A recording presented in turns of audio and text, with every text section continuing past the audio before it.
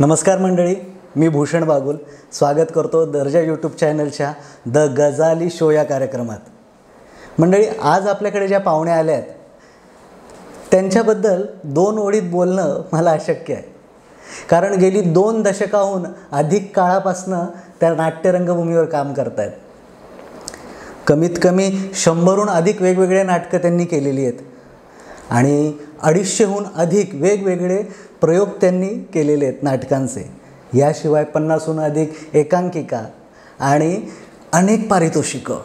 त्यात सर्वात महत्त्वाची म्हणजे 5 रौप्य पदकं, राज्य नाट्य स्पर्धेची 5 रौप्य पदक त्यांच्या नावावर आहेत.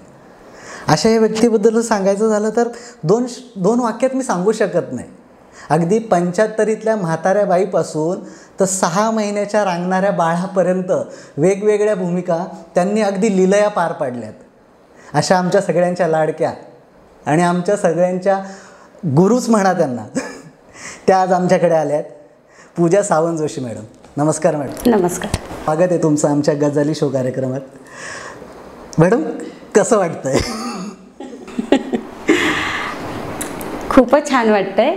वाटणारच, कारण हा क्षण खूप अनमोल असतो आणि तो सगळ्यांच्याच आयुष्यात येतो असं नाही. तुम्ही आज हे जे काही काम करताय त्याच्यामुळे आमच्यासारख्या कलाकारांना संधी भेटली प्रेझेंट होण्याची. मला ॲक्च्युली खरं माहिती आहे तुम्हाला कसं वाटतं हे विचारायचं होतं की जे तुमच्या हाताखाली आम्ही शिकणारी मुलं आहोत आणि त्यांच्यासमोर बसून तुम्ही आता एखादा इंटरव्ह्यू देऊन कसं वाटतंय. कारण हे आमच्यासाठी खूप दडपण की आम्ही तुमचा इंटरव्ह्यू घेणार किंवा तुमच्याकडनं काही प्रश्न विचारणार, त्याची उत्तरं घेणार. हे आमच्यासाठी खरं तर दडपणाची गोष्ट आहे. पण खरं सांगू मॅडम की तुमच्यासोबत गप्पा मारणं हा आमच्या सगळ्यांचाच खूप मोठा म्हणजे गौरव आहे आमच्यासाठी हा. मॅडम, आता तुम्ही ह्या नाटकांमध्ये जी कामं करतात वगैरे, आता इतक्या वर्षांपासून तुम्ही कामं करतात, तुम्हाला आठवतं मॅडम तुम्ही सुरुवात कधी केलेली, साधारण किती वर्षापूर्वी? हां, शाळेमध्ये असताना मला ही आवड खूप होती डान्सची. छोटे छोटे असे, तेव्हा केवढी मोठे नाटकाचे प्रयोग तेव्हा म्हणजे शाळेमध्ये एवढे नव्हते, पण छोटे छोटे असं कार्यक्रम करण्याची शाळेत असल्यापासून आवड होती मला. हां, तिथून ती सुरुवात तशी झाली आहे माझी. शाळेत कुठलं होतं मॅडम तुम्ही? रत्नागिरीच. हो हो. तुमच्या घरात कधी म्हणजे बाबा किंवा असं कोणाकडे असं आधीपासून हा वारसा आला? नाही नाही, अजिबात नाही. आमच्या घराण्यात कोणीच कलाकार नाही. सर्वप्रथम मीच झाले. त्याच्यामुळे वडिलांचा विरोध होता ह्या सगळ्या गोष्टीला. म्हणजे खूप स्ट्रिक्ट होते वडील, खूपच स्ट्रिक्ट होते. शाळांमध्ये होतात तेव्हापासून? हो हो हो. पण ते शाळांमध्ये होतं तोपर्यंत ठीक होतं की बाबा शाळेतच आहे, गावातच आहे तर करा. पण खूप स्ट्रिक्ट होते. त्यांना हे असं नाही आवडायचं, फॅशन करणं किंवा हे नाही आवडायचं त्यांना. किती वर्षापूर्वीची गोष्ट असेल अंदाजे? नाही म्हणजे लहानपणापासून बाबा स्ट्रिक्टच होते. हां, खूपच स्ट्रिक्ट होते. म्हणजे अगदी की मोठ्याने हसायचं नाही, कोण बाहेर आलं तर बाहेर यायचं नाही. हां, खूप आम्हाला बंधनं होती. आणि तरी पण मी लपून लपून पुढे हे माझं कार्य सुरू ठेवलं. आणि काही वर्षांपूर्वी जेव्हा मला पहिलं रौप्य पदक मिळालं तोपर्यंत वडिलांना माहिती नव्हतं. तोपर्यंत तुम्ही कामं नाटकांमध्ये करतायत वगैरे ते त्यांना माहीत नाही नव्हतं. लपून छपूनच मी करत होते. आईचा थोडासा सपोर्ट होता की आई सांगत नव्हती त्यांना. पण ह्याच्या ज्या तालमी वगैरे होतात, इतका वेळ द्यायला लागतो, तेव्हा ते कसं मॅनेज केलं इतकं लपवणं? हां, ते कसं शाळेमध्ये पण कार्यक्रमांचे तालमी असायच्या, मग तेव्हा मी शिवण क्लासला पण जायची. खूप खोटं बोलली आहे त्या, पण आईला माहिती असायचं.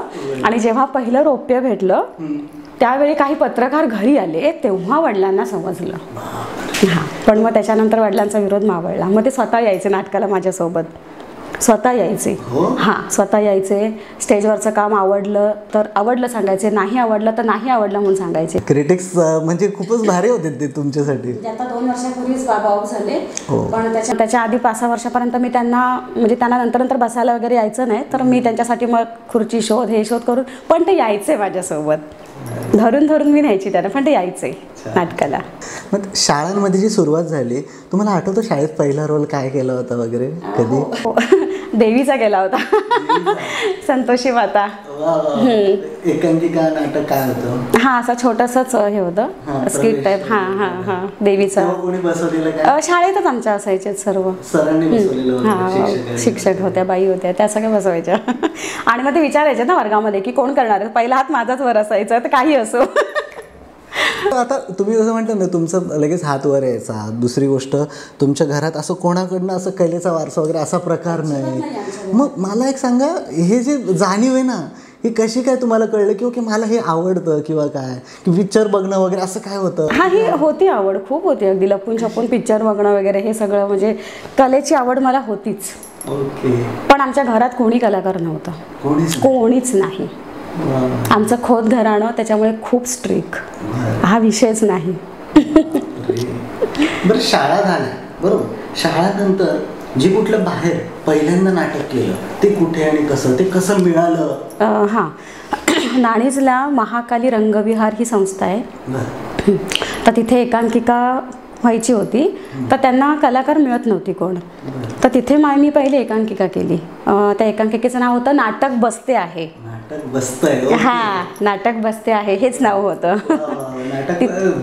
नाटक बसते आहे, ती पहिली माझी एकांकिका. पण ते तुमच्यापर्यंत आलं कसं? तुम्ही तुमची चॉईस झाली कशी त्याच्यात? हा, ते आबा सावंत म्हणून आहेत, ओळखीचेच होते ते. हां, ओळखीचे आहेत आबा. तर ते असे बोलता बोलता बोलले. तर मी म्हटलं बघा, मी शाळेत वगैरे करते हे वेगळं आहे आणि हे वेगळं आहे, मी केलेलं नाही आहे असं बाहेर. तर ते म्हणाले काय नाही, तू उभी राहा, रंगदेवता आपली बरोबर तुझ्याकडनं करून घेईल. आणि तिथे माझं ते पहिलं काम. तिथून स्पर्धा होती ती? हां, स्पर्धाच होत्या त्यांच्या. पहिल्या नाणीजला स्पर्धा ते भरवायचे, एकांकिका स्पर्धा वगैरे, एकपात्री अभिनय स्पर्धा, एकांकिका स्पर्धा अशा भरवायचे ते. तिथून सुरुवात झाली, म्हणजे पहिली एकांकिका केली. मग त्यानंतर पुढे काय, कसा प्रवास साधारण, कुठली नाटक? मग रत्नागिरीमध्ये संकल्प कला मंच ही संस्था आहे, तर त्यांच्याशी ओळख झाली. आणि मग पहिलं राज्यनाट्याला त्यांनी मला तिथे संधी दिली, डायरेक्ट राज्यनाट्य. पहिल्यांदाच जे केलं राज्यनाट्य? पहिलं राज्यनाट्य, म्हणजे पहिली एकांकिका झाली ही, त्याच्यानंतर डायरेक्ट राज्यनाट्यालाच त्यांनी मला. हो, वान्स नाटक. त्याच्यात कुठली भूमिका? त्याच्यात आईची भूमिका होती. आईची भूमिका? तेव्हा तुम्ही किती वयाच्या होत्या? असेल 23-24 वगैरे अशी. ते लग्न वगैरे झालेलं नव्हतं? नाही, झालं होतं. लग्न झालं? हो, लग्न झालं होतं. आणि ते वांज नाटक पहिलं माझं राज्यनाट्याला, रत्नागिरी सावरकरमध्ये. बरं, त्या नाटकाचा काय प्रतिसाद वगैरे कसा आलेला? काय पहिलंच नाटक होतं. नाटक म्हणजे आधी तेवढं अनुभव नव्हता, काही माहिती नव्हतं, स्पर्धा म्हणजे काहीच माहिती नव्हतं. आणि त्या नाटकाचे डायरेक्टर होते संकल्प ग्रुपमधलेच. आणि नाटक झालं आणि दुसऱ्या दिवशी ते पेपरला वगैरे सगळं यायचं लिहून, कोणाचं समीक्षण यायचं लिहून.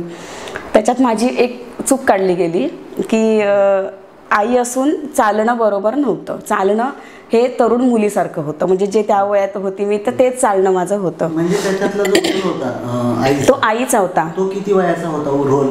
आई म्हणजे आता ती असणार ना 60-65 वगैरे असं, त्या वयातली आई. आणि माझं पहिलंच नाटक असल्यामुळे मी तो अभ्यास माझा नव्हता. म्हणजे वयस्क महिलेचा रोल केला तुम्ही 35 वर्षात? हां, हो, पहिलंच नाटक आणि पहिलाच रोल माझा आईचा होता.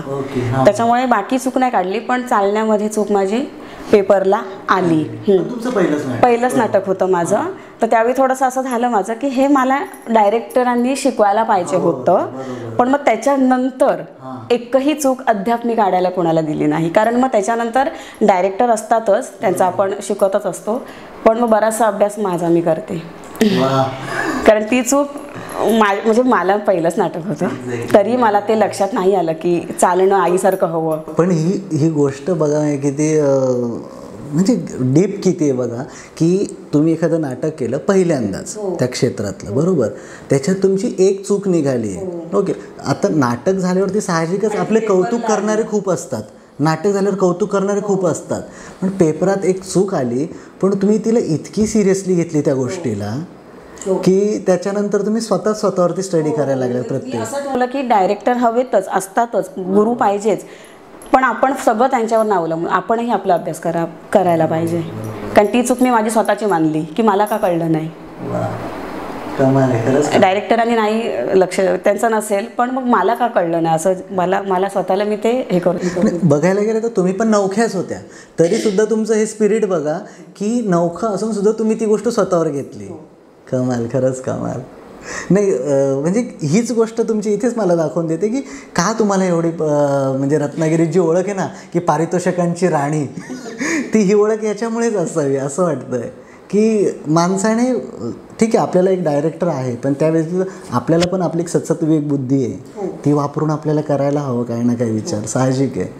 बरेच मी आजपर्यंत बघितले ना, बरेच कलाकार म्हणतात की नाही आम्ही रोलचा स्टडी करतो वगैरे. काय तर तुम्ही तुमच्या बाजूने रोलचा स्टडी बाबतीत काय जर सांगता आलं तर कसा करते. आता एखादा रोल मिळाला, मग तो आपल्या आहे त्या वयातला असो किंवा 20 वर्ष पुढचा असो, मग तो अभ्यास करावाच लागतो की मग ती व्यक्ती कशीचा. मी जास्त माझ्या आईला फॉलो करते जर असे रोल आले तर. हां, त्या वयाचा रोल आला तर मी आईचं, म्हणजे आई कशी उठते, कशी बसते, कशी चिडते, कशी बोलते, त्या वयात काय चिडचिडपणा हो, हे सगळं मी आईचा अभ्यास करते. निरीक्षण कामात येतं, करावं लागतं. हो, अभ्यास असतो माझा. बरोबर. तुमचं ना मॅडम आता जसं मी यांची नाटकं बघितलेली बरीचशी, त्याच्यामुळे मला हे कळतं आहे तो प्रश्न विचारायचा की जेव्हा ना मॅडम तुम्ही डायलॉग डिलिव्हरी देता ना बऱ्याच वेळेस, ते डायलॉग डिलिव्हरीमध्ये ना मॅडम म्हणजे बाकीच्यांची डायलॉग डिलिव्हरी आणि तुमची डायलॉग डिलिव्हरी म्हणजे काहीतरी औरच वाटतं काहीतरी, आणि ते इतकं भिडतं ना ते वाक्य की कमाल वाटते त्या गोष्टीची. तर त्याच्यासाठी काय करतात तुम्ही नेमकं, मला अजून कळलेलं नाही कसं तुम्ही ते हँडल करतात. नाटक जेव्हा हातामध्ये येतं, एखादी स्क्रिप्ट येते हातामध्ये की हे नाटक आपल्याला करायचं आहे 15 दिवसानंतर, त्या क्षणापासून माझा तो रोल सुरू होतो, म्हणजे डोक्यामध्ये चक्री सुरू होतं. हां, त्या क्षणापासून मी इन्व्हॉल्वच राहते त्याच्यामध्ये. आणि नाटक जेव्हा असतं तेव्हा तर आपण असतोच इन्व्हॉल्व, पण जेव्हा संध्याकाळी आम्ही तिथे स्टेजवर जातो तिथपासून संध्याकाळपासून मी माझा मोबाईल ऑफ करते आणि त्याच रोलमध्ये राहते संध्याकाळपासून. हो, मोबाईल ऑफ करते मी. हो हो, मोबाईल शिवाय हल्ली राहत नाही. नाही, मी तिथे गेले की मग मी तोच रोल, माझा काय रोल आहे तोच माझ्या डोक्यात चक्री करत मी पहिले 4-5 तास मी त्याच्यातच असते. पण तरी सुद्धा मला ना ते हे कळत नाही की तुमची जे डायलॉग तुम्ही देतात ना ज्या पद्धतीने, ते खरंच इतके जेन्युइन वाटतात की ओके असंच बोलणार जर खरंच कोणी बोलत असेल तर, असं वाटतं ते. म्हणजे मला म्हणायचं काय की नाटक करता बरेच जण ते नाटकीपणा किंचित जाणवतो ना तो बोलतानाचा, कारण आत्ता आपण नॉर्मल बोलतोय ते आणि समजा एखादं वाक्य बोलायची वेळ लगेच फरक जाणवतो. म्हणजे मी जरी आता काय वाचून मला बोलायची वेळ आली ना तर फरक पडेल, तो तुमचा फरक कुठेच जाणवत नाही. ह्याच्यासाठी काय करतात खरंच तुम्ही असं? त्या रोलमध्ये आपण स्वतःला हे करायचं की आता हा रोल माझा आईचा आहे तर मी आईच आहे, ही समोरची मात्र ही माझी मुलं आहेत, सून आहे, नवरा आहे, हेच माझं आता कुटुंब आहे. आता माझं काय घरी प्रॉब्लेम झाला असेल तर ती माझी माणसं नाही आहेत, मी इथून गेल्यानंतर ते बघेन काय असेल ते, पण आत्ता माझं हे कुटुंब आहे, हा माझा मुलगा, ही सून आहे, मी आई आहे किंवा वहिनी आहे, बायको आहे, जो कुठला रोल असेल ती मी हीच आहे. म्हणजे मी बेल झाली दुसरी पहिली तरी मी ते हे करत असते की नाही आता मी ही आहे, मी हीच आहे. हो, त्याच्यामुळे सोपं जातं मग त्या रोलमध्ये भिनायला. हां, म्हणजे रोल निवडतानाच तुमचं कधी काय असं असतात की हे निकष आहे, मी या निकषावर असेल तर तो रोल करणार? नाही, काही नाही असं. नाही, कधीच नाही. रोल जो येणार माझ्याकडे त्याला मी प्रामाणिकपणे अभ्यास करून ॲटलिस्ट त्याची किती लेंथ आहे वगैरे? नाही, हे काही नाही. 5 मिनिटाचा असो किंवा 3 तासाचं नाटक असो मी घेते. वा, याच्या मागे कारण बरेच जण बघितलेत मी की बरेच अभिनेत्री म्हणा की अभिनेते म्हणा, त्यांना गरजेचं आहे की मी जर जातोय त्या नाटकात तर मला तेवढा फुटेज मी दिसलो पाहिजे असं आहे. आणि मला तरी वाटतं ते वावगं नाही, पण तरीसुद्धा मग तुम्ही म्हणतात मी छोटासा रोलसुद्धा असला तरी करते, काय कारण? नाही, रोल हा रोल आहे ना, आपण आर्टिस्ट आहोत. असं नाही आहे की 3 तास तुम्ही जे कराल ते 5 मिनिटातही. आता वांज नाटक होतं त्याच्यामध्ये पण माझा रोल छोटा होता, पहिलं नाटक. हां, त्याच्यामध्ये मोठे रोल दुसऱ्या कारण माझं पहिलंच नाटक होतं, त्याच्यामुळे आईचा रोल हा छोटाच होता. 2च एंट्र्या होत्या छोट्या, अगदी छोट्या. पण त्याच्यात उत्कृष्ट अभिनयाचं पारितोषिक नंतर मलाच मिळालं दुसऱ्या वेळेला. इकडे पहिलं राज्य झालं, तिथे माझी चूक निघाली, मग औद्योगिक लागलं, तिकडे औरंगाबादला वगैरे लागायचे पहिला, तर तिकडे भेटायचं आम्हाला. हां, तर मग तिकडे तोपर्यंत मध्ये 15 दिवसाचा वेळ असतो आपल्याला. मग त्या वेळात मी ते हेच नाटक आम्ही तिकडे घेऊन गेलो वान्स. हां, तिथे मला प्राईज मिळालं. तेव्हा सगळे ग्रुपवाले म्हणाले की आम्ही डोंगर पार करत होतो आणि ह्यांच्या फक्त 2च एंट्र्या होत्या, पण पारितोषिक ह्यांनी मिळवलं. त्याच्यामुळे रोल कुठलाही छोटा मोठा नाही आहे. 5 मिनिटाचा असू दे, 2 मिनिटाचा असू दे, तो तेवढ्या ताकदीनेच झाला पाहिजे स्टेजवर. बरोबर आहे, बरोबर आहे, खरं आहे. डिपेंड करतं की तुम्ही किती सिरियसली घेताय त्या रोलला, हे डिपेंड करतं आहे ना. खरं आहे, खरं आहे. म्हणजे खरंच नवीन जेवढे कलाकार आहे ना, त्यांनी हा विचार करायलाच हवा की ओके, रोल आपण मोठा किंवा चांगला आहे हे बघण्यापेक्षा आपण कितपत देतोय त्याच्यात, हे जास्त गरजेचं आहे. कमाल आहे, कमाल आहे, खरंच कमाल आहे ही गोष्ट. बरं मॅडम, दुसरी गोष्ट, आता तुम्ही जेव्हा नाटकं करत होतात ना, हे नाटक करत असताना ना बरीच नाटकं अशी पण आली असतील की ओके कोणीतरी आधी केलेली आहे, तुम्हाला माहिती आहे, नावाजलेली पण नाटकं असतात. मग ती जेव्हा करायला येतात तेव्हा बऱ्यापैकी आपल्या डोक्यात एक त्यांचा पडगा झालेला असतो की त्यांनी कसं केलं वगैरे. ते तुम्ही कसं केलं मग नाटक? आता अशी बरीचशी नाही, आता अशी बरीचशी नाटकं आहेत. नटसम्राट आहेत, अनेक नाटकं आहेत, कुसुम मनोरलेले आहेत की ती पहिली प्रोफेशनल आर्टिस्टने केलेली आहेत. हां, आता ती यूट्यूबला वगैरे आहेत. मी जेव्हा सुरुवात केली त्यावेळेला व्हॉट्सअप वगैरे हा काही विषय नव्हताच. आपण जे करू चांगलं तेच. आता ही यूट्यूब असल्यामुळे ती नाटकं त्या यूट्यूबवरती आहेत. मग असे बरेच ग्रुपवाले म्हणतात की स्क्रिप्ट देताना मॅडम बघा ते नाटक आहे यूट्यूबला. तर मी सांगते की मी ते बघणार नाही, मला ते बघून मला होणार नाही. मी जे करेन माझ्या अभ्यासाने तेच मी करणार. त्याच्यामुळे मी यूट्यूबला कुठचंही नाटक बघून त्यांनी काय केलं ते मला जमत नाही. कधीच नाही. बरं, आता हे अभिनयाचं तुम्ही ज्या पद्धतीने करतात, आता एक बघायला गेलं तर तुमची एक साधारण एक शिस्त आहे त्याला, प्रत्येक गोष्टीला. तर ह्या अभिनयाचं हे जे कौशल्य तुमचं हळूहळू डेव्हलप झालं वगैरे, मग याच्यात असं काय की तुम्ही कुठे काही शिकलात वगैरे कधी? काहीच नाही. कधीच काही कधीच नाही. अमुक ठिकाणी त्याचं काहीतरी मी म्हणतो नाही कोर्स केला 4 दिवसाचं? जेव्हा आधी माझी सुरुवात झाली तेव्हा आधी हे विषयच नव्हते, अकॅडमी वगैरे हे काहीही नव्हतं. शिबिर काहीच नाही? नाही. हां, शिबिर एक लागलं होतं जेव्हा मला पहिलं रौप्य भेटलं. ते रौप्य डिक्लेअर व्हायच्या आधी एक शिबिर लागलं होतं शिवाजी स्टेडियमला. त्या शिबिराला मी 4-5 दिवस जाऊन फक्त बसली होती, पण ती सगळी मुलं असायची कॉलेजची आणि मी मोठी असायची त्यांच्यात जाऊन. हां, आणि तिथे पठाण सर म्हणून एक आले होते शिकवायला. आणि तेव्हाच आमचं शिबिर सुरू होतं संध्याकाळी 6:30ला आणि राज्यनाट्याचा निकाल जाहीर झाला आणि रौप्य पदक माझं. तर तिथे मग हे झालं की रौप्य कोणाला भेटलं, कोण रे कोण रे कोण रे. त्यामुळे तिथे लोक बोलले की तुमच्यासमोर बसले नाही वही पेन घेऊन, ह्यांना रौप्य भेटलंय. मग सगळी मुलं लहान लहान होती म्हणजे कॉलेजची 11-12, मी फक्त मोठी होते त्यांच्यात. मग तरी मी तेवढं फक्त असं जाते शिकायला, बाकी असं अकॅडमी वगैरे नाही. तुम्हाला एकीकडे रौप्य पदक मिळालं होतं बरोबर, आणि इथे बघायला गेलं तर लहान लहान मुलं सगळी.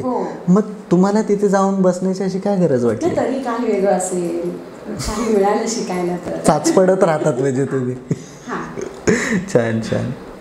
तुमच्या म्हणजे पर्सनल लाईफमध्ये हे अभिनयाचं तुम्हाला जे काही शिस्त किंवा काय याचा पर्सनल लाईफमध्ये कितपत प्रभाव किंवा किती परिणाम किंवा काही त्याच्या चांगल्या गोष्टी असं काही घडलं त्याच्यामुळे किंवा काही शिस्त त्याच्यामुळे तुमच्या लाईफमध्ये तुम्हाला आली असं काय घडलं आहे की त्याचा फायदा काय तुम्हाला झालेला लाईफमध्ये तुमच्या?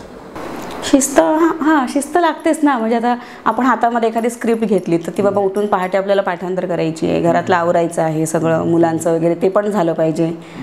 हां, ते सगळं करून ती शिस्तच लागते. शिस्तच आहे ती कलेमुळे, खूप शिस्तच लागते. तुम्ही हे करत असताना तुमची मुलं किती वयाची होती साधारण? नाही, लहानच होती. लहान होती. बरं, मुलांना मग हळूहळू कळायला लागलं ना मोठं झाल्यावर की मग आई आपली नाटक करते वगैरे, अभिनेत्री वगैरे. मग त्यांचा काय एकंदरीत रिस्पॉन्स होता? कधी त्यांना काय जाणवलं की ओके माझा हट्टच आहे की जाऊ नको माझ्याजवळ, असं कधी काय मुलांनी त्रास वगैरे दिलेला? नाही, अजिबात नाही. कधीच नाही. कधीच नाही. उलट मुलं म्हणायची की तू तुझं पाठांतर कर, आम्ही आमचं काम करतो असं. हो, मुलांचा नाही मला कधी त्रास झाला. छान, खरंच छान, खूपच मस्त. अजूनही नाटक असेल तर मग सगळं जेवणच कर असं नाही, साधंच काहीतरी बनव, तू तुझं तयारी कर. हां, असं असतं घरी. त्याच्यामुळे मुलांचा सपोर्ट भरपूर आहे.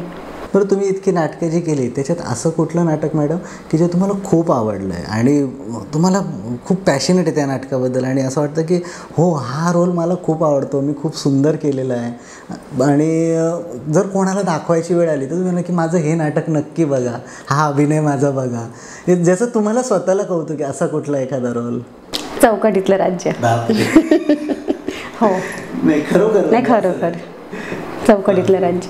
आता हे नाटक मॅडम सांगतायत, ॲक्च्युली त्या नाटकात मी मॅडमसोबत काम केलेलं आहे. कारण इतर नाटकांमध्ये कसं आहे, एक आईचा रोल आहे तर फर्स्टपासून एंडपर्यंत आईच साकारायची आहे, वहिनी असेल तर वहिनीच साकारायची आहे, असं असतं. म्हणजे बेरिंग काय सुटाचा प्रश्न येत नाही किंवा आपण तेच जगत असतो 3 तास.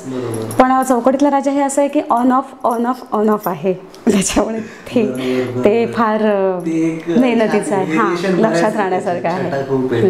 हो, हां, ते ऑन ऑफ आहे सगळं, त्याच्यामुळे एक आनंदी फॅमिली तुमची जिथे आहे तिथेच तुमचं एक दुःख असलेलं सॅड पीस पण येतो. बरोबर बरोबर. तुमचे हे असे जेव्हा सॅड पीस असतात मॅडम, तेव्हा तुमचा एक साधारण किती स्ट्रगल होतो ते फिलिंग आणण्यासाठी, किंवा जेव्हा रडू कोसळतं बऱ्याच वेळा. तुम्ही बघितलं आहे, तुम्हाला ॲक्च्युली काम करताना तुम्ही इंटेन्सली अगदी भयानक पद्धतीने, म्हणजे कोणी म्हणणार नाही की ही ॲक्टिंग आहे, खूप अगदी तुम्ही नॅचरल करतात आणि असं वाटतं खरं मनापासून रडतायत वगैरे, तसंच होतं. तर हे कितपत कसं साधतात तुम्ही, कसं शक्य होतं आहे? मगाशी सांगितलं ना तोच विषय की आपण इन्व्हॉल्वच राहायचं आहे, की आपण तेच पात्र जगायचं. तेच जगलं की बघ ह्या सगळ्या गोष्टी नाटकी होत नाहीत, त्या ओरिजिनलच आपोआप येतात मनातून. पण त्यासाठी ते जगायलाच पाहिजे ते पात्र. नाटक ह्या व्यतिरिक्त मला पण असं कळलेलं आहे की तुम्ही सिंगिंगसुद्धा करतात, डान्ससुद्धा केला आहे तुम्ही. तुम्ही कुठलं डान्स करता? सॉरी मला माहीत नव्हतं. लावणी वगैरे करतात. हां, हो हो. सेफ्रॉनला सुद्धा काही वर्षापूर्वी आम्ही स्पर्धेला उतरलो होतो. हां, 35 वयाच्या वयोगटातल्या बायका होतो आम्ही, आणि आम्ही 2रा नंबर मारला होता. बाकी सगळी मुलं होती, आम्ही वयस्कर होतो, म्हणजे 35 वयोगटातल्या होतो. तुम्ही पहिला डान्स कुठे केलेला? काय पहिला?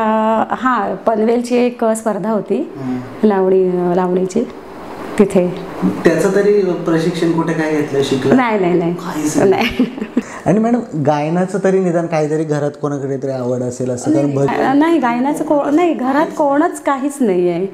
हां, फक्त गायनाचं मी काही वर्ष गेली होती क्लासला, आमचे परब मॅडम म्हणून आहे तिथे, तर त्यांच्या इथे काही वर्ष गेली. पण जास्त ओढा माझा नाटकाकडेच जातो, मग तिकडे गॅप पडतो माझा. मॅडम, नाटकाच्या ह्याच्यात तुम्हाला असं कधी वाटतं की आपण जी काही कामं करतो ना त्याला बरेचसे अडथळे येतात, काम करत असताना नाटकांमध्ये खूप अडचणी पण येतात, मग तेव्हा असं बऱ्याच वेळा होतं की काय आपण करतो वगैरे, सगळ्या गोष्टी जुळून येत नाही, बऱ्याच वेळा कलाकारांच्या तिथे प्रॉब्लेम्स येतात. तर त्याच्यातला असा कुठला एखादा संदर्भ सांगू शकतात की ओके याला खरोखर खूप मेहनत घेतली, खूप प्रॉब्लेम्स आले, पण तरी तो तुम्ही फेस करून प्रॉपर पूर्णत्वास नेला, असं कधी काय घडलं? बऱ्याचदा काय होतं, गावागावातली नाटकं आमच्याकडे असतात, म्हणजे शिमग्याला, दत्त जयंती, हनुमान जयंती वगैरे सणाच्या दिवशी आमची नाटकं असतात. मग ती मंडळांची असतात, त्या गावातली मंडळ असतात. तर काही प्रॉब्लेम आला तर ते करतात सॉल्व, तो त्यांचा विषय असतो. आम्ही फक्त पाहुण्या कलाकार जाऊन म्हणून आपला एक रोल करायचा असतो. त्यामुळे तशी येत नाहीत प्रसंग. हां, पण कधी फॅमिलीचे वगैरे असे असले तर मग प्रश्न पडतो. बरं, मग तिथले जे त्यांचे जे काही कलाकार असतात त्यांच्यासोबत तुम्हाला काय कोऑर्डिनेट करून करायची वेळ येते. आता ते तर प्रॉपर म्हणजे असे याच्यातली कलाकार मंडळी नाही, वर्षातनं एकदा करणार हाऊस म्हणून, बरोबर ना? त्यांच्यासोबत करताना काही अडचणी येतात? नाही, कधीच नाही त्यांच्या बाजूने की कारण हे नवखे लोक आहेत, तर मग कसं ऍडजस्ट करणार वगैरे असं? हां, काही वेळेला विसरतात, तेव्हा काय करतात? घाबरतात. हां, 3री वेळ झाली की मग त्यांना प्रेशर, घाबरतात. मीही अजून घाबरते, म्हणजे टेन्शन येतच. असं नाही आहे. 1ली 2री वेळ झाली की माझ्याही पोटात अजूनही गोळा येतो. हो. तर हां, हे होतं की ते विसरतात काही वेळेला वाक्य. मग तेव्हा काय करतात तुम्ही अशा वेळेस? त्यावेळेला मी सांगते, मला नाही जीवरात माझा. त्याच्यामुळे आज बरेचसे असे ग्रुप आहेत की पूजा मॅडम असतील तर मी काम करतो. एक प्रकारे मी त्याला बांधून ठेवलंय सोबत, सगळ्या गोष्टींनी वगैरे सांभाळून घेतलंय म्हणून. पण नाटक म्हटलं की हा प्रयोग आहे, बरोबर. प्रयोगात प्रॉब्लेम्स कधी ना कधी येतात, काहीतरी फजिती पण होते, असं पण घडतं.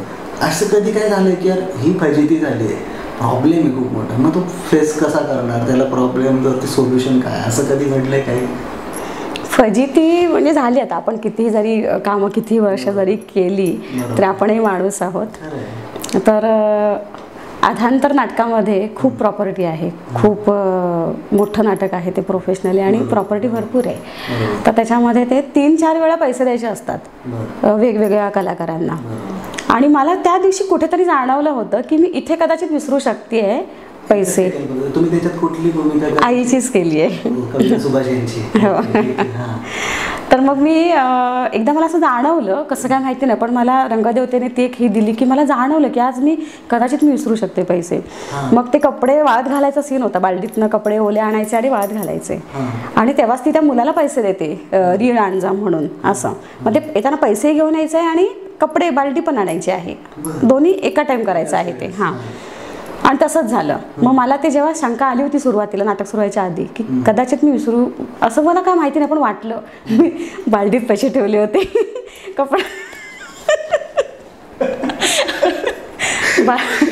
कपड्याच्या बालडीत पैसे ठेवले आणि त्याचं ते वाक्य येईपर्यंत माझीकडे हे झाली, बालडी उठल्याचा सीन आला आणि मग आता मी डब्यापर्यंत जाणार कधी आणि डब्यातले पैसे तोपर्यंत वेळ जातो.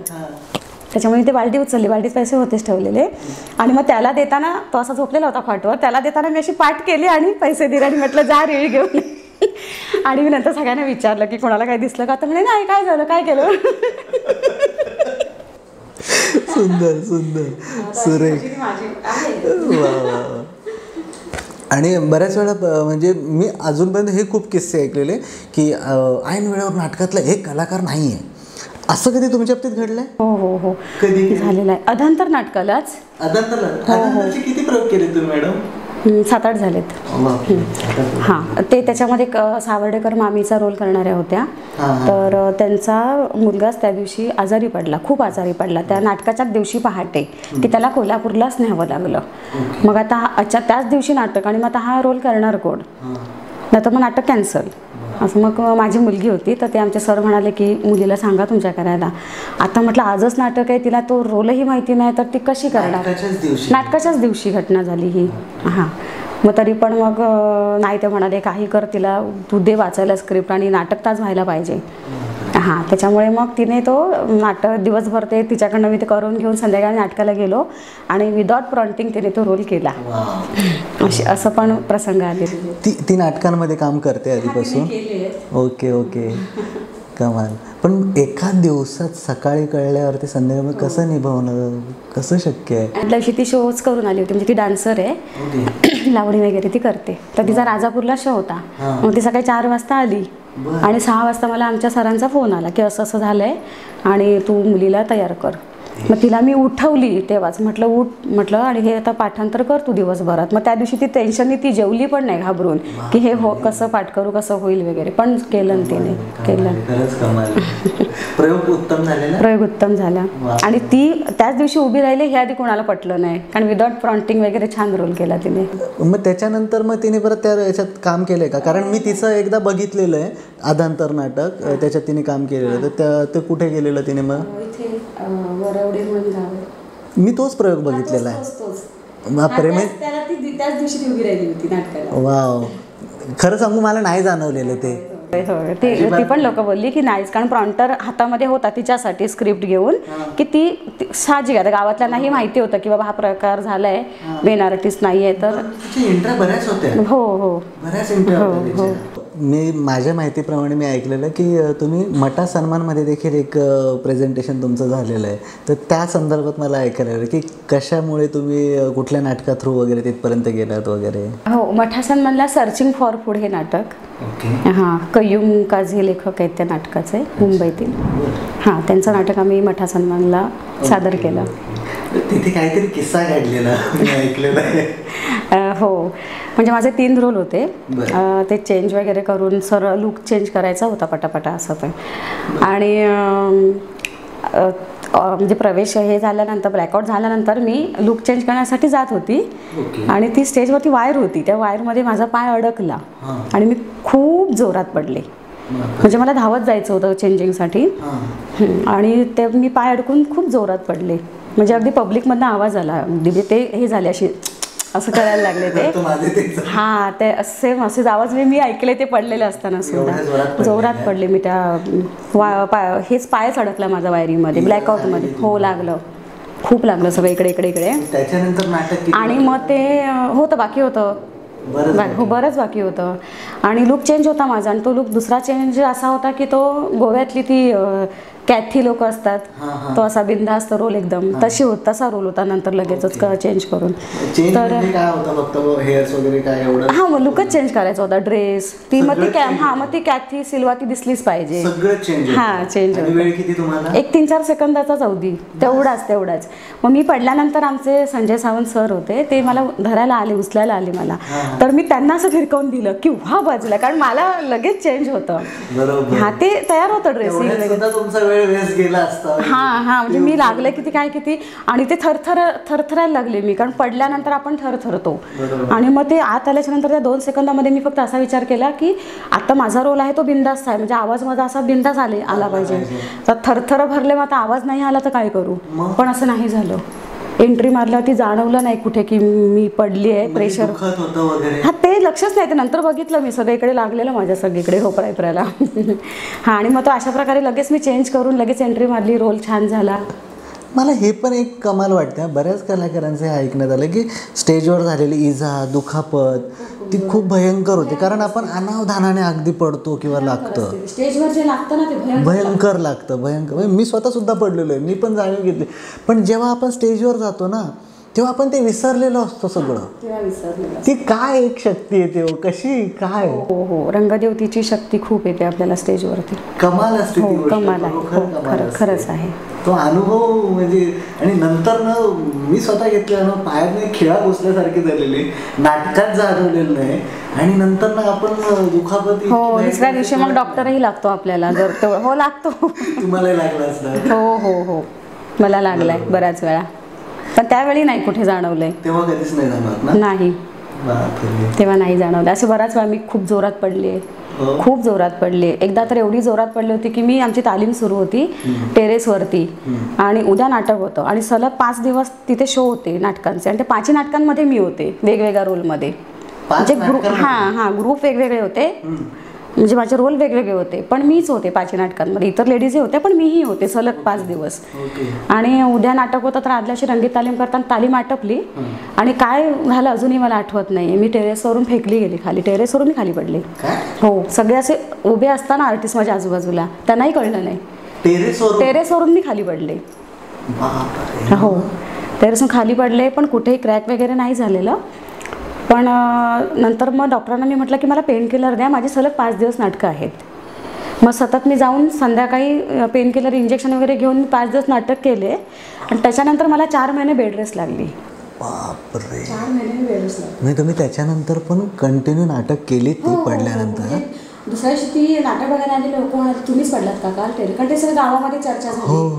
तुम्हीच पडलेलात का म्हटलं हो, पण वाटत नाही म्हणते मी, आता रोल असा करताय की वाटत नाही तुम्ही टेरेसवरून खाली पडलेले, वाटत नाही. म्हटलं नाही मीच पडले, पण मी इंजेक्शन घेऊन उभी राहिली होती पेन किलरचं. असं 5 दिवस मी डॉक्टर नाही म्हणत असताना पण मी जबरदस्तीने त्यांच्याकडनं घेतली. आणि नंतर मी 4 महिने बेड रेस्ट लागते. मॅडम मला एका प्रश्नाचं उत्तर द्या की ठीक आहे, प्रत्येक माणसाला आयुष्यात सगळ्यात जास्त महत्त्वाचं काय असतं, तो स्वतः असतो, त्याची स्वतःची प्रकृती असते, बरोबर. त्याहून महत्त्वाचं माणसाला काहीच नाही बघायला गेलं तर. ठीक आहे आपण म्हणतो आपली आई बाबा मुलं सगळी गोष्ट मान्य आहे, पण ते कधी जर आपण जिवंत असलो तर. बरोबर. मग अशी अवस्था असताना तुम्ही गच्चीवरनं खाली पडलात, एवढी मोठी इजा झाली आणि आपल्याला कळतं की एवढी मोठी इजा असताना जर आपण काही कामं केलीत, काय हे केलं तर आपल्यालाच त्रास वाढणार आहे. मग तरीसुद्धा असं करण्यामागचं कारण काय, ते बळ कुठून येतं, त्याच्यामागे काय काय थॉट प्रोसेस तुमची की का आहे. रंगदेवतेची शक्तीच असते ती. आपण कलाकार म्हणून जेव्हा आपण ह्या क्षेत्रात उतरलेलो आहोत, आपल्या अंगामध्ये ते आहे. तर तो मगाशी तुम्ही म्हणालात त्याप्रमाणे की आपल्याला स्टेजवरती नाही जाणवत. तर त्या 5 दिवसात मला असं नाही वाटलेलं की मला पुढे 4 महिने जागर बसायचं आहे, हे मला नव्हतं वाटलेलं. विचार पण नाही. पण त्याच्यानंतर मला 4 महिने रेस्ट लागलीच कंपल्सरी. कारण बघायला गेलं तर जर तुम्ही सांगितलं असतं नाही तरी समोरची मंडळं किंवा काय तुम्हाला नाही म्हटले नसते की ओके, कारण त्यांनी बघितलंय स्वतः तुम्हाला. मग तरी सुद्धा तुम्ही, बरोबर, तरी सुद्धा तुम्ही ते केलं. 5 नाटकं झाली माझी. कमाल आहे, कमाल आहे. हे म्हणजे जॅकी चॅन सारखं झालं. खरं आहे, कमाल कमाल. म्हणजे रत्नागिरीचे लेडी जॅकी चॅन आहे आमच्या इथे आता. म्हणजे अजूनही मला प्रश्न पडतो, एवढ्या टेरेसवरनं खाली पडून मी जिवंत कशी, आणि काही क्रॅक नाही झालं, पण पायांना थोडंसं रेस्ट 4 महिने मला लागली पायांसाठी. 4 महिने? हां, कारण ते 5 दिवस सलग पेन किलरचा पण परिणाम झाला. अजूनही पण परत रंगदेवतेने उभं केलं मला. बरं, आणखीन एक गोष्ट की आता जसं तुम्ही आत्ताच सांगितलं की माझी 5 नाटकं होती सलग, 5 नाटकं वेगळी होती. मग ही जेव्हा वेगळी नाटकं येतात ना मॅडम, एका याच्यात जो रोल आहे त्याचे जे डायलॉग आहे, दुसऱ्यातले रोल, दुसरे डायलॉग, त्याची ड्रेपरी, सगळ्याच गोष्टी वेगळ्या, हे कसं हँडल करतात? कारण जबलिंग होण्याचे चान्सेस असतात की इकडचा रोल तिकडे, ते डायलॉग मिक्स होण्याचे चान्सेस. हा प्रश्न खूप लोक विचारतात, खूप लोक विचारतात, मॅडम तुमचं काल नाटक वेगळं होतं, काल झालं, आज असं कधी झालं नाही? हे वाक्य त्याला कधीही आतापर्यंत नाही झालं, माहीत नाही, पण नाही असं होत, कधीच नाही. नाही, माझं तसं नाही, कुठच्याच कलाकाराचं होत नसावं, नाही असं होत. रंगदेवतेची शक्ती आहे असं म्हणून नाही चालणार की कुठल्याच कलाकाराचं होत नाही, कारण होत असणार नक्कीच. भले भले विसरतात स्टेजवरती, डायलॉग्स विसरतात, तर मग जबलिंग होणं तर मोठी गोष्ट नाही जास्त, ती तर सहज होऊ शकते जर 2 नाटकं ॲट अ टाईम असतील तर. पण कमाल वाटते ह्या गोष्टीची खरोखर, ती कसं तुम्ही ते बॅलन्स करतात आणि पाठांतरात ते कुठे मिक्स होता कामा नये. बरोबर. बरं, आता मला ना सगळ्यात महत्त्वाचा विषय की ज्या नाटकांसाठी तुम्हाला रौप्य पदक मिळाली आहेत त्याबद्दल बोलायचं आहे की त्या नाटकांच्या मागे, त्या रोल्सच्या मागे तुम्ही काय मेहनत घेतली, कशी घेतली, काय काय केलेलं, काय सगळी प्रोसेस मला जाणून घ्यायची त्यामागची. तर तुम्हाला जे पहिले सांगायचं असेल, जे कुठलं नाटक त्याच्याबद्दल. त्रिवेणी नाटक केलं होतं आम्ही, त्याच्यामध्ये मला रौप्य भेटलं. ते ती त्रिवेणी नाटकाची स्टोरी मला माहीत नव्हती, काय रोल आहे काय वगैरे असं. मी ते स्वीकारलं स्क्रिप्ट. हां, आणि त्याच्यानंतर मग त्याचे डायरेक्टर होते ऋषी कोळी, मुंबईचे. हां, तर ते मग आले काही दिवसांनी आणि मग त्यांनी माझी भेट घेतली एकटीचीच. त्यांनी सांगितलं ग्रुपला की तो जो रोल करणार आहे लेडीज, तिची मला एकटीची भेट पाहिजे. हां, एकटीची. हां, मग आम्ही भेटलो आणि मग त्यांनी मला सगळी स्टोरी समजावून सांगितली की तो रोल कसा आहे, काय वगैरे असं. तरी मला त्याच्यात काय असं ठीक आहे, एवढं काय नाही वाटलं की ठीक आहे करेल. हां, म्हणजे तो एका स्त्रीच्या आयुष्याचा एक विषय होता तो, की तिचं लग्न होतं आणि मग तिला नवरा, म्हणजे त्यांचं ती जवळ येतच नाही कधी, नवरा बायको, ती नवरा कधीच जवळ येत नाही. मग त्या स्त्रीची जी झालेली घुसमट, लग्न झाल्यापासून खूप अनेक वर्ष तिला हातच लागत नाही नवऱ्याचा, तर तिची स्त्रीची घुसमट आतल्यात काय होते तो विषय होता. हां, मग तो विषय खूप हार्ड होता, पण मला त्यावेळेला काय असं वाटलं नाही. आणि जेव्हा त्याने ते बसवायला सुरुवात केली डायरेक्शनला, तेव्हा ते खूप कळत गेलं की खूप हार्ड विषय, खूपच. त्याची प्रोसेस तुम्हाला मग कसं की इझी जात होतं? नाही नाही नाही नाही नाही, खूप, म्हणजे सगळ्यात अगदी खूप कठीण नाटक ते, की ते परत माझ्या आईने सांगितलं की ते परत नाटक करायचं नाही. करायचं नाही, कारण त्या नाटकाला आम्हाला डॉक्टरही लागायचे. तो सायको विषय होता त्या लेडीचा, म्हणजे ती त्या शरीर सुखासाठी सुचलेला तो रोल होता आणि त्याच्यामुळे खूप मेंटली सगळे विषय होते आणि ते दाखवायचे होते ऑन स्टेज, आणि ते डायरेक्टरने आमच्या तेवढे करून घेतले होते. आणि मग तो करताना खूप त्रास व्हायचा, मानसिक त्रास व्हायचा, शारीरिक व्हायचा. एक स्त्री म्हणून तो जास्त व्हायचा त्रास. स्त्री म्हणून अशा स्त्रीचं आयुष्य जगताना काय होतं हे नंतर जेव्हा कळायला लागलं, तेव्हा तो त्रास रिहर्सलच्या वेळी भरपूर व्हायचा. जेव्हा नाटक झालं तेव्हाही झाला, खूप झाला. कमाल आहे, कमाल. मग याच्यात तुम्हाला एक डॉक्टर उपलब्ध होते, आम्हाला मुंबईला सुद्धा डॉक्टर होते. बापरे. मग ह्याच्यात जेव्हा त्रिवेणीमध्ये तुम्ही काम करत होते, ओके, तुमच्या अभिनयाचा कस लागला, साहजिकच आहे. मग त्याच्यात तुम्हाला चॅलेंज जे येत होते ते तुम्ही स्वतः, त्याच्यात जसं तुम्ही स्वतः स्टडी करून करता तसं झालं की ओके दिग्दर्शकाची पण मदत भेटली असं? हो, हां, ऋषी कोळी सरांनी तेव्हा खरं खूप मेहनत घेतली माझ्यावरती. कारण तसा रोल त्यावेळी नव्हता, म्हणजे आधी नव्हताच असा रोल आधी करणं स्टेजवरती लेडीजनी, इतपत काही नव्हतं तेव्हा. आणि तेव्हा तो मी केला. तर त्यांनी खूप मेहनत घेतली माझ्यावरती आणि नंतर मग मीही स्वतःवरती मेहनत घ्यायला लागले. खूप त्रास झाला. म्हणजे मी मध्यरात्री रडत उठायची झोपेतून, आईला म्हणायची की नाही मला हे नाटक नाही करायचं, मी नाही करणार. मग माझ्या आईने एकदा मला प्रश्न केला की तू नाही करणार मग कोण करणार, तूच करायचं. तेव्हा सांगितलं तूच करायचं, त्याच्यानंतर मग नाही म्हणाली करायचं परत. मुलं आहेत तुझी, काही होऊ शकतं त्याच्यामुळे तू आता नाही, हे नाटक नाही करायचं. त्या नाटकाला तुम्हाला रौप्य पदक मिळालं. हो, नाटकही पहिलं आलं, इतरही बक्षिसं संस्थेला मिळालं आणि मला रौप्य पदक मिळालं. तालीम त्या नाटकाची सुरू असताना सुद्धा मी एकदा खूप जोरात रडायला लागले. खूप म्हणजे कळलं नाही मला काय झालं ते. खूप जोरात मोठमोठ्यांनी एकदम खूप जोरात रडायला लागले. तेव्हा मग ऋषी सरांनी तालीम थांबवली, सगळ्यांना हॉलच्या बाहेर काढलं. म्हणाले आम्ही दोघंच फक्त आत थांबणार, मी आणि ताई असं. आणि तेव्हा ते बसले माझ्याजवळ आणि म्हणाले मला ह्याचीच भीती होती, मला हेच पाहिजे होतं. हे जर म्हणाले इथं नसतं झालं तर ऑन स्टेज झालं असतं आणि मग किंवा म्हणाले घरी झालं असतं. मग घरी म्हणाले सांभाळायला कोण माणसं आहेत, हां ते काय म्हणाले मला तेवढं माहीत नाही, पण माझी इच्छा होती की ते तालमीतच व्हावं कारण मी इथे स्वतः आहे सांभाळायला. याची कल्पना त्यांना होती. ते रोज वाट बघायची की हा प्रसंग कधी घडेल, मी कधी सगळं असं, म्हणजे आपल्या घरामध्ये एखादा माणूस आपण गमावतो त्यावेळी आपण जे रडतो हंबरडा फोडून, तशी मी एका क्षणी, मलाही कळलेलं नाही, एका क्षणी मी हंबरडे फोडून रडायला लागले. आणि त्यांना ते वाट बघायचे रोज की आज तरी हे तालमीला घडेल का असं. ते नंतर त्यांनी सांगितलं संस्थेला की आत्ता मला रश्मी ह्या रोलची सापडली आणि मला हे इथे पाहिजे होतं कारण इथे मी स्वतः आहे. हे ऑन स्टेज झालं असतं तर सगळी मेहनत फुकट गेली असती. आणि त्याच्यानंतर आम्ही 2 तास तालीम थांबवली त्यांनी मला सावरायला. त्रास भरपूर झाला त्या नाटकाला. ज्या अर्थी त्यांनी एवढा विचार केला की असं घडणं, हो घडलं सुद्धा. हो, आणि ती घडलेलीच घटना होती, सत्य घटना होती. कारण सत्य घटनेवरती होतं ते, दार्जिलिंगमधली घटना होती ती. आणि जो रोल मी त्या लेडीचा करत होती, ती रश्मी नावाची जी लेडीज होती, तिच्या आयुष्यामध्ये हा प्रकार झालेला की लग्न होऊन नवऱ्याने कधी हात नाही लावला. मग तिची जी घुसमट झाली रोज त्याची वाट बघून बघून, आमच्या नाटकानंतर 7-8 दिवस, 7व्या की 8व्या दिवशी ती लेडीज ऑफ झाली. घडलेली घटना ॲक्च्युली बोलायला म्हणजे जणू असं वाटतं की जणू तिच्यासाठी तिला एक ते भेटलेला ट्रिब्यूट तो होता, तो झाला आणि त्यानंतर तिने श्वास सोडला असंही म्हणता येईल त्या गोष्टीला. कमाल. बरं, दिग्दर्शक जे तुम्ही म्हटलं ऋषी कोळी सर, त्यांचा स्वभाव कसा होता एकंदरीत हे नाटक बसवताना वगैरे? स्ट्रिक होता.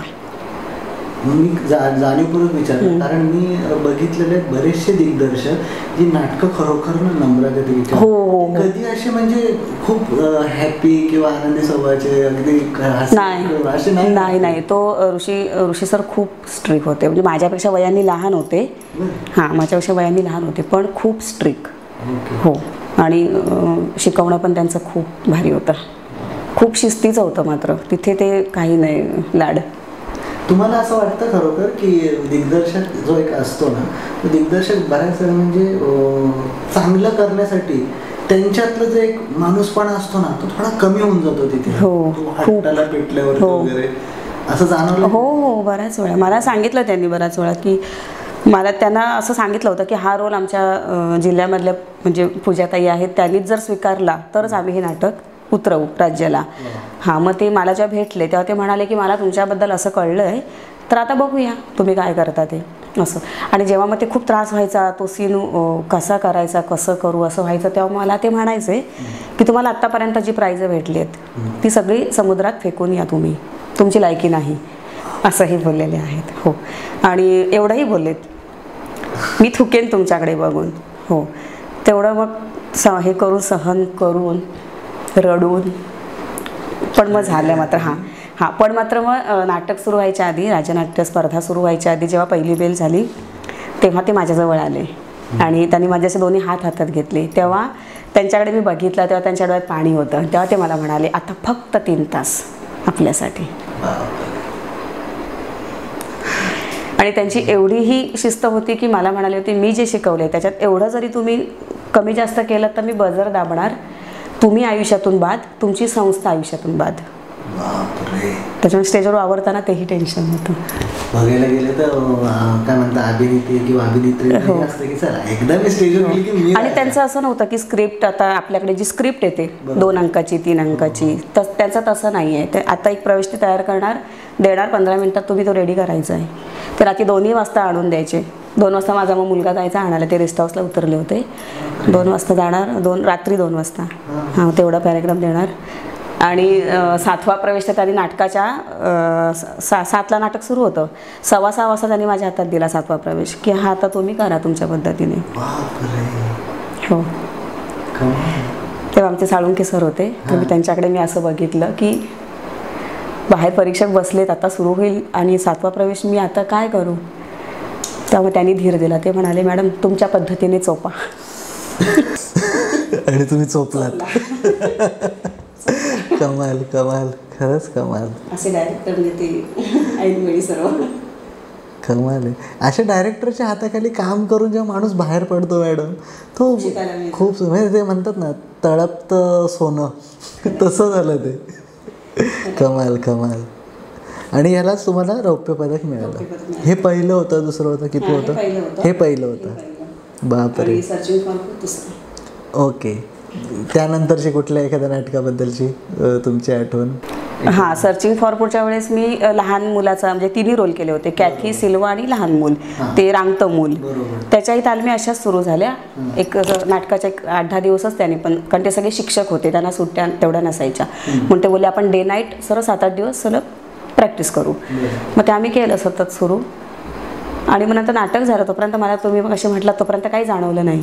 आणि नाटक झाल्याच्यानंतर जेव्हा मी घरी आली तेव्हा आमच्या बिल्डिंगला लिफ्ट वगैरे नव्हती, जिने होते, तर मला जिना चढता येईना. ते रांगून रांगून प्रॅक्टिस करून हे झालेलं, पाय जाम झालेले. मी खूप अशी म्हणजे रांगतच वर चढले एक पायरी. म्हणजे तो एक आठवलं मला की अरे, तेव्हा मला आठवलं की हे रांगून रांगून सतत डे नाईट प्रॅक्टिस करून करून पाय जाम झाले. 7-8 दिवसात तुम्ही नाटक? हां, हो हो. त्रिवेणी सुद्धा आम्ही 7 दिवसातच केलेलं, 7च दिवसात. हो, पण डे नाईट रिहर्सल होत्या, डे नाईट. हो, कमाल आहे. राज्य नाट्य स्पर्धा म्हटलं की एक नाही संचार तर सगळ्यांना 2 आणि 3 महिने आधीपासून प्रॅक्टिस, स्क्रिप्ट 5 महिने आधी ठरवून ठेवणं वगैरे. नाही, ह्यांचं नाही. हे दोन्ही संघ होते ते 7-8 दिवसाचं प्रॅक्टिस, पण मात्र त्यात डे नाईट होत्या. वा वा वा. मी आता हे जसं आता तुम्ही यांच्यावर, मग असं तुमच्या आयुष्यात आता तुम्ही बघायला गेलं तर कुठे शिक्षण घेतलं नाही कुठल्या गोष्टीचं, मग गुरु म्हणण्याजोगे कोण कोण तुमच्या आयुष्यात कधी काय आहेत का कोणी गुरु, किंवा मग तुम्ही फक्त फ्रेंड्स वगैरे यांच्या थ्रू काय शिकलात वगैरे असं कधी काय? नाही नाही, आता नाटकाला डायरेक्टर हे असतातच. जसं त्रिवेणीला ऋषी सर भेटले, सर्चिंग फॉर पुला संजय दादा भेटले, ते पण मुंबईचेच. प्यादी नाटकाला सुर्वे सर भेटले, आणि आपल्या जिल्ह्यातले अजित पाटील सर आहेत, त्यांनी खूप शिकवलंय. म्हणजे बरेच गुरूंच्या हाताखाली तुम्ही कामं केल्यामुळे तुमच्यात तो एक म्हणतात ना एक प्रगल्भता आली. संकल्प कला मंचाचे पण सर्व आहेत सदस्य, बरोबर, ते पण शिकवलं त्यांनी. हे सगळे रोल करत असताना तुम्हाला असं कधी जाणवलं की या सगळ्या रोलचा आपल्यात कुठेतरी फरक पडतो, जाणवतं की, कारण तुम्ही बऱ्याच वेळा असं सांगितलं ना की ओके हा रोल करताना मी अक्षरशः रडले वगैरे, ते आपण ऐकतो बघा की आपण एकरूप होतो त्या रोलशी. तर मग ते एकरूप होणं वगैरे ती काय असते नेमकी प्रोसेस, कसं घडतं ते? नाही माहिती, पण त्रिवेणीच्या वेळी तसं झालेलं. म्हणजे आम्ही 3 लेडीज होतो, तर आम्ही तिघी पण खूप वेळ रडतच राहिलो स्टेजवरती, की परीक्षक आमची वाट बघत होते. तर तसं होतं, म्हणजे ते त्रास होतो त्या भूमिकेचा, होतो बऱ्याच वेळा झालं असं होतं. अधांतर नाटकालाही तसंच होतं. शेवटला असं वाटतं की आता मी खूप मोठ्याने रडेन का पडदा पडल्यानंतर, असं वाटतं, पण ते मग सावरावं लागतं. होतं असं, त्रास होतो खूप. कुसुमानवरलेले पण एक, हो हो, त्याच्यात तुमची सुजाता, ती पण सेम तशीच आहे. हो, मला बऱ्याचशा भूमिका ह्या अशा खूप कठीणच, म्हणजे हो, आणि त्याचा त्रास होतो. डॉक्टर तुम्ही सुद्धा पण केलंय तुम्ही? हो, डॉक्टर तुम्ही सुद्धा. हो हो हो. आणि नटसम्राट पण? नटसम्राट.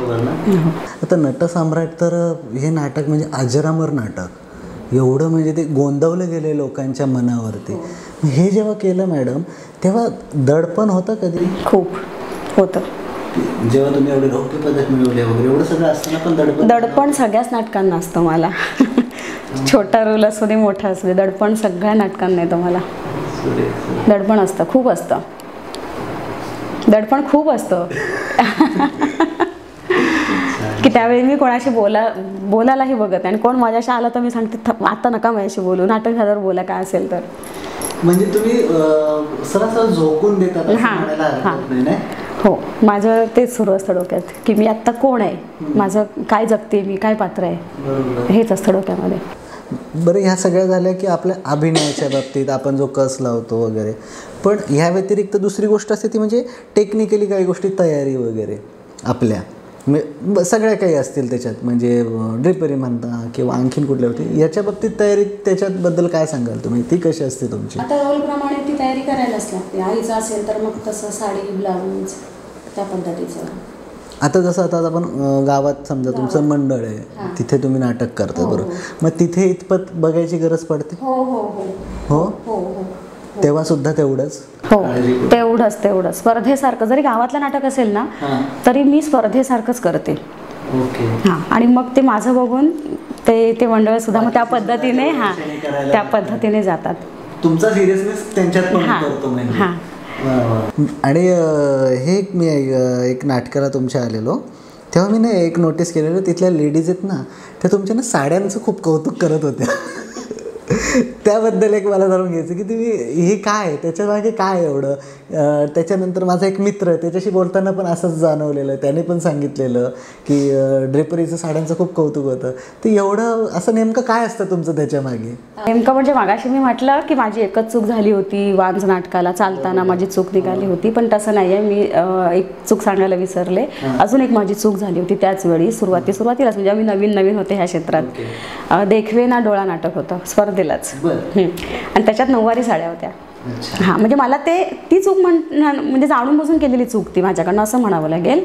तर मला कळलेलं की हे चुकते माझी ही साडी, पण माझे पर्याय नव्हता, आणि त्या 9वारी साड्या होत्या. मग सुरुवातीला 9वारी साडी नेसवायला वेळ भेटला, आणि नंतर प्रवेश पटकन एंट्री होती, मग 9वारीला वेळ लागतो, मला नेसता येत नाही, मग ती कोण येणार नेसवायला, मग वेळ जाणार. त्याच्यामुळे मी रेडीमेड ती घातली, आणि ती चुकीचीच होती, मला अगदी माहिती आहे, चुकीचीच होती. पण रेडीमेड होती ना? नाही, पण 9वारी, पण ती चुकीची होती, त्याचा कलर चुकीचा होता. हां, 9वारी साड्यांमध्ये पण फरक आहे ना, जी आजी नेसते ती लावणीवाल्या, ह्यांच्या फरक आहे, त्या साड्यांमध्ये फरक येतो, कलर डिझाईन, त्या लावणी, त्या 9वारी साडीचा एक बाज असतो वेगळा प्रत्येक साडीचा, त्याच्यात प्रकार पडतात ना. माझे पर्याय नाही म्हणून मी ती घातली, पण मला माहिती होतं ही चूक होती माझ्याकडून, आणि ती झाली. मग त्याच्यात काय मग सुधारणा कशी करत गेलात पुढे? नाही, तिथे पर्यायच नव्हता माझ्याकडे. मग तिथून मग मी अजून सुरुवात केली की आता साड्यांवर पण लक्ष द्यायचं की कशा नेसाव्यात काय. म्हणजे नुसतं एक नाटक सादर करताना तुमचं पाठांतर झालं एवढं पुरेसं नाही? खूप अभ्यास, नुसतं पाठांतर नाही, खूप अभ्यास. बरोबर, खूप अभ्यास. बरेच जणांचं असं ना, माझं पाठ आहे सगळं, मी बोलतो, मी बरोबर चांगलं बोलतो, मी टाळी वाजली माझ्या डायलॉगला, असं पण होतं. पण ह्या सगळ्या गोष्टीचा अभ्यास, एवढं सगळं बारकाईने बघणं गरजेचंच आहे तेवढं. आपण कुठे नाटक करतो हेही बघावं लागतं, म्हणजे कुठल्या गावात करतो, तिथली लोकांची काय मेंटॅलिटी आहे, कशी आहे. उदाहरण सांगा मला जरा, कसं म्हणजे काय विचार करता? हां, म्हणजे आता जर सिटीमध्ये नाटक केलं, आता माझा जर एखादा तरुण वहिनीचा रोल असेल आणि ते सिटीत नाटक असेल, तर तरुणच वहिनी आहे म्हटल्यानंतर मी स्लीवलेस ब्लाऊज घातला तर चालून जाईल. पण तेच एखादा एकदम ग्रामीण भाग असेल, एकदम खेडेगाव असेल, तर तिथे ते स्लीवलेस ब्लाऊज ते कसं तरी वाटणार आपल्याला, त्यांनाही. मग तिथे ते नाही घालता येणार, असा विचार करावा लागतो. म्हणजे जरी आपल्याला ते कौशल्य आहे की ओके इथे हे मॅच होत आहे सगळं वगैरे, त्याच्या व्यतिरिक्त तुम्हाला प्रेक्षक कोण आहे बघणारे, हा बघून पण डिसिजन चेंज हो. जेव्हा आम्ही आता गावागावांमध्ये मी तालमीला जाते, त्या गावांमध्ये जाते, तेव्हा तिथला थोडासा तालमीला जातानाच अभ्यास करते, कशी लोक आहेत, हां, इथे काय चालेल, कितपत चालेल. बरं, आणखीन एक गोष्ट, नाटक म्हटलं ना की जसं मगाशी आपण बोललो, तुम्ही सांगितलं ऋषी कोळे सर तुमचे जे डिरेक्टर होते, त्यांनी सांगितलं की एक क्षुल्लकसा पण चेंज त्यांना नको होता. पण कलाकार म्हणते की त्याचं असतं ओके, जोपर्यंत बसवतोय दिग्दर्शक तोपर्यंत आपण त्याच्या मनाप्रमाणे, एकदा स्टेजवर गेला की मी माझ्या मनाचा राजा, हा बराचसा आहे ना ॲटिट्यूड बऱ्याच जणांमध्ये असतो, बरोबर. मग तेव्हा ती स्वतःची पदरची वाक्य घेणं वगैरे असा पण प्रकार घडतो. तर त्याच्याबद्दल तुमचं काय मत? नाही, असं घडतं हां पण असं नसावं, बरं असं नसावं. कारण त्याने आपणही त्यावेळेला अचानक समोरचं पात्र म्हणजे हे होतं, घाबरतं की कोणतं वाक्य घेतलं हिने, असं होतं. हां हां त्याच्यामुळे ते नसावं तसं. बरोबर. जे आहे पाठांतर आपण केलं, तालमीला जे आपण करतोय तेच तिथे करावं. तेच करावं. अचानक काहीतरी वेगळं केलं तर समोरचे कलाकार मग गडबडतात ओके. आणि आपणही गडबडतो मग त्याच्यात, असं होतं.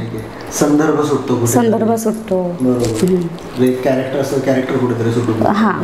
बरोबर. त्याच्यामुळे तसं नसावं. करतात असं पण तसं नसावं.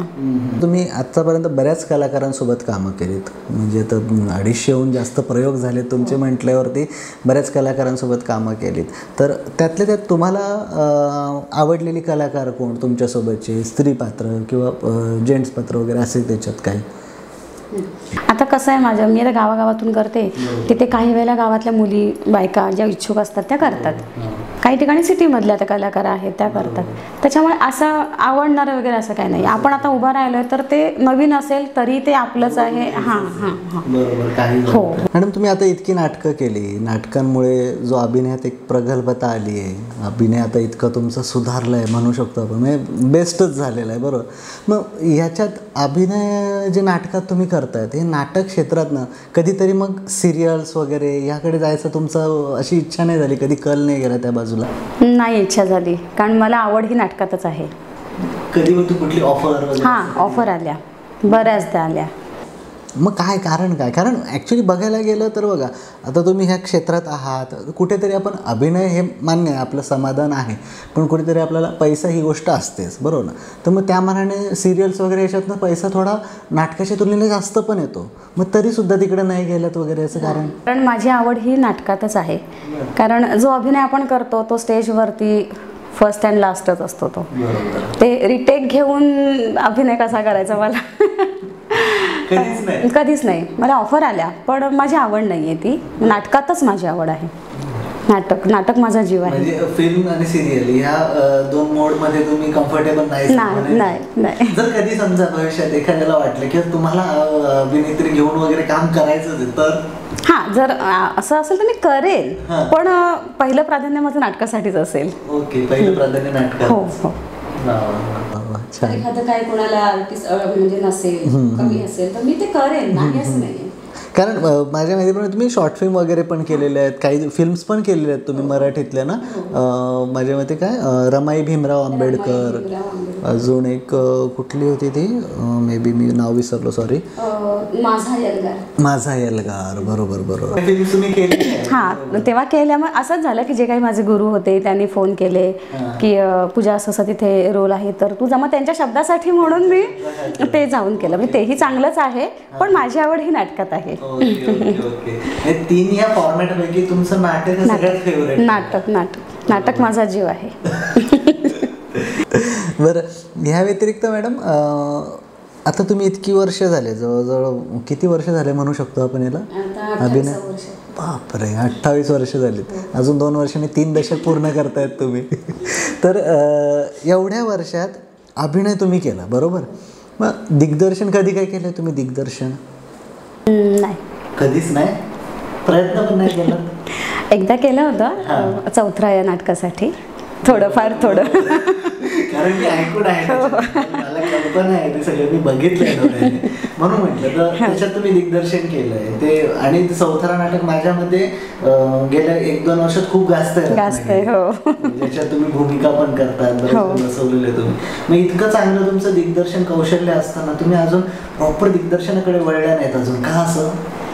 नाही, असं काही नाही. आता असे रोल येतात की मी जाऊन तिथे नाटकांमध्ये भूमिकाच करते, तेव्हा डायरेक्टर असतातच. जर कधी कोणाला काही आवश्यकता लागली किंवा ताई हे सांग आम्हाला, तर मग मी ते मार्गदर्शन करते थोडंफार. ते झालं समजा गावातल्या नाटकाच्या बाबतीत वगैरे, पण कधीतरी स्पर्धांमध्ये वगैरे एखादं दिग्दर्शन करण्याचा प्रयत्न नाही करत तुम्ही? नाही केलाय. बरं, भविष्यात कधी जर संधी आली की कोणी समजा एखादा स्क्रिप्ट घेऊन आला तुमच्याकडे आणि त्यांनी सांगितलं मॅडम तुम्ही दिग्दर्शन करायचं, तर काय असेल? नक्की करेन. नक्की. छान. आम्हाला पण इच्छा आहे की पूजा मॅडम जे आम्हाला अभिनयातनं दिसलेले आहेत त्या कधीतरी आता त्यांचं दिग्दर्शन पण आता कसं असतं ते आम्हाला बघायला आवडेल. कारण इतका अनुभव असलेली व्यक्ती, इतका अनुभव असलेली अभिनेत्री जेव्हा दिग्दर्शनात पदार्पण करेल तेव्हा तिचं दिग्दर्शन कसं असेल. कारण बऱ्याच दिग्दर्शकांच्या हातून तुम्ही घडलात, नाही, बरोबर. आणि ह्या सगळ्या दिग्दर्शकांमध्ये जे तुमचे होते दिग्दर्शक, त्याच्यात असे तुम्हाला आठवणार की ओके मला हे आवडीचे फेवरेट दिग्दर्शक असं कुठल्याही कारणामुळे, फक्त दिग्दर्शन हे कारण नसावं की कुठलंही असू शकतं, असे कुठले काय तुमचे फेवरेट दिग्दर्शक ज्यांची तुम्हाला नावं घ्यावीशी वाटतात? असे आहेत, आमचे सुर्वे सर आहेत. ते फार शिस्तप्रिय आहेत. त्यांच्यानं बरंच काही शिकायला मिळालं, अभिनय पण शिकायला मिळाला आहे आणि इतरही म्हणजे शिस्त. तर सुर्वे सर आहेत, ऋषी दादा तर आहेच, ऋषी सर आहेत, अजित पाटील सर आहेत. आता ना मॅडम, मला ना एक गोष्ट तुम्हाला विचारायची. आता आपण उत्तरार्धाकडे येतोच आहे, तर ह्या सगळ्या तुमच्या कारकिर्दीत, या सगळ्या काळात तुमच्या आयुष्यात घडलेला एक सगळ्यात मोठा आनंदाचा भाग, आनंदाची गोष्ट कुठली? आणि तशीच तुमच्या आयुष्यात घडलेली एखादी दुःखद घटना की ज्याचा तुम्हाला खूप त्रास पण झाला असेल, अशी कुठली घटना सांगू शकता? तशा तर असतातच घडत, आपण ह्या क्षेत्रात असल्यामुळे बऱ्याचशा. पण मला जेव्हा रौप्य मिळाली त्यावेळी असं झालं की रौप्य घेताना अनेक तिथे प्रेक्षक असायचे, बरेच संघ आलेले असायचे, प्रत्येकांची प्राईज असायची. तर त्याच्यामध्ये रौप्य पदक विजेती म्हणून जेव्हा ते नाव घ्यायचे तर मी स्टेजवरती जायचे, खूप मोठे सेलिब्रिटी असायचे, खूप छान वाटतो क्षण, फार अनमोल मेहनतीचा असायचा की मेहनतीचं फळ असायचं तिथे. सगळी लोक अशी वळून वळून बघायची की कोण आहे रौप्य पदक विजेती. तर तो क्षण फार वेगळा होता. पण स्टेजवर गेल्यानंतर मात्र दुःख असं व्हायचं की ह्या हजारो लोकांमध्ये माझं असं कोणी नसायचं, त्याच्यामध्ये माझं कोणी नसायचं घरचं किंवा कधी. म्हणजे तुमच्यासोबत असं कोणी सोबत आलेलं वगैरे नाही कधीच? नाही, कारण मुंबईला तो सोहळा असायचा, मग मुलांच्या शाळा वगैरे असायच्या, त्याच्यामुळे मग माझी मी एकटी ट्रेननी जाणं येणं असं, किंवा संस्थेचे असायचं कोण नाही कोणतरी पदाधिकारी सोबत, पण कोणतरी आपलं असं घरचं असं त्यावेळेला असं कोणी नसायचं माझं असं. हां, मग एकदा तर असं झालं की संस्थेवाले पण सोबत नव्हते, म्हणजे माझंच रौप्य होतं, त्याच्यामुळे मग त्यांनाही काहीतरी प्रॉब्लेम होते, ते आले नाहीत. मग माझी मीच गेलेली. तेव्हा तर खूपच एकटं वाटलं, पण कोणच सोबत नव्हतं. आणि माझ्या पाठीमागे काही महिला बसल्या होत्या, 4-5 वयस्कर होत्या त्या. हां, त्यांना माहीत नव्हतं माझं रौप्य पदक आहे. आणि जेव्हा नाव घेतलं आणि मी उठून रौप्य पदक घेऊन आले तेव्हा त्या म्हणाल्या की तुम्हाला रौप्य पदक मिळालं? मी म्हटलं हो. मग त्यांच्या पर्समधलं त्यांनी चॉकलेट मला भरवून त्यांनी तो मला आनंद माझा साजरा केला. ती लक्षात राहिली माझ्या घटना. जेव्हा घटना घडते तेव्हा असं वाटतं की कोणीतरी आपलं सोबतचं असावं. कारण सगळ्यांचे सोबत असायचे, कोण नाही कोणतरी घरचे, माझंच कोणी नसायचं. या व्यतिरिक्त काय एखादी तुम्हाला काय सांगायची वाटते, अशी काही कुठली घटना आहे? अजून एक आता दुःखाची घटना सांगायची तर माझं एक नाटक होतं सभ्य गृहस्थ, फुल कॉमेडी नाटक होतं ते. ओके, म्हणजे कॉमेडी फॉर्मॅटमध्ये पण काम करता? हो. कॉमेडी नाटक होतं सभ्य गृहस्थ. त्याच्यामध्ये आम्ही 4 लेडीज होतो, मी आणि माझी मुलगी पण काम करत होती, आणि 2 लेडीज त्यांच्या तिकडच्याच होत्या. आणि त्याच नाटकाच्या दिवशी माझे बाबा ऑफ झाले, वडील. आणि मग त्याच दिवशी नाटक होतं. आणि मग त्या सरांना माहिती नाही, त्यांनी 2 वाजता फोन केला की पूजा किती वाजता निघणार आहेस, कशी येणार आहेस वगैरे. तर मी त्यांना म्हटलं सर जरा थांबा, असं आत्ताच बाबांचं हे झालं आहे सकाळी. तर ते एकदम घाबरले, म्हणाले अरे मला माहीत नाही. मग आत्ता? तर मी म्हटलं आत्ता काही नाही, मी येते, नाटक करायचं आहे, मी येते. फक्त मुलीचं जरा हे होतं कारण ती लाडकी होती नात्यांची, पण तिलाही मी सांगितलं की नाटक करायचं आपल्याला जाऊन. तीही आली माझ्यासोबत. मग त्याच दिवशी जाऊन आम्ही ते कॉमेडी नाटक होतं सभ्य गृहस्थ, तेव्हा मी केलं. तर तेव्हा मी त्यांना म्हटलेलं त्या सरांना की संस्थेवाले मग घाबरतात, चर्चा होती की आता काय करायचं. तर मी त्यांना बोलली फोनवरती की सगळ्यांना सांगा की घाबरू नका, मी येते. तेव्हा ते एक वाक्य म्हणाले की पूजा आम्ही नाही घाबरणार, कारण आमच्या कलाकाराची ताकद आम्हाला माहिती आहे. कॉमेडी नाटक होतं. कसं सादर केलं मॅडम? एवढं मोठं दुःख असताना माणूस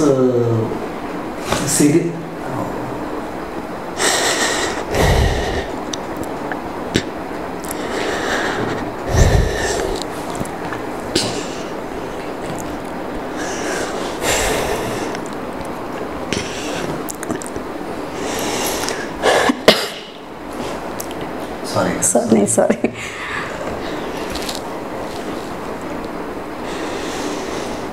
शो मस्ट गो ऑन हे जे म्हटलं जातं ना, ते बऱ्याच वेळा फक्त वाक्य म्हणून म्हटलं जातं, बरोबर आहे. पण आहे ना, शो मस्ट गो ऑन काय असतं ना, खरं तर प्रत्येकाला नाही माहिती आहे. जसं आता आपल्याकडे आलेल्या पूजा मॅडमनी हे अनुभवलं आहे आणि ते करून पण दाखवलं आहे. आपले वडील जेव्हा या आयुष्यात नाही आहेत, आपल्याला सोडून गेले, यापेक्षा मोठं दुःख नाही आई बाबा गेल्यावरचं. आणि ते गेलेले असताना ज्या गोष्टीला आपण कमिट केले आहे, ज्या रंगमंचाशी आपण बांधले गेलेलो आहे, ज्या रंगदेवतेला आपण सतत तिची सेवा करण्याचं वचन दिलं आहे, हे पाळावं लागतं ना, तेव्हा ती सगळी दुःख साईडला करून आपण त्याच्याकडे जातो. आणि ते खूप खूप जड अंतकरणाने करावं लागतं. आणि मॅडम खरोखर सलाम आहे तुमच्या ह्या कार्याला. हे सहजासहजी नाही घडत कोणाकडनं. आणि याचमुळे की काय, कदाचित जे तुम्हाला म्हटलं जातात ना, बक्षिसांची राणी रत्नागिरीत, त्याचं कारण पण हेच आहे. आणि नाही, खरंच आता शब्द नाही मॅडम, ह्या नोटवर खरंच आता शब्द नाही. आणि आमची सगळ्यांची सदिच्छा हीच आहे की तुम्ही असंच या क्षेत्रात कार्यरत राहो कायमस्वरूपी. आणि तुमच्याकडनं आम्हाला अशाच नवनवीन आणि अगदी उत्तमोत्तम कला आम्हाला बघायला भेटू देत. कारण तुम्हाला बघणं हे आमचं भाग्य आहे, हे आम्ही मानतो. आणि तुमच्याकडनं आम्ही खूप काही शिकतो आहे.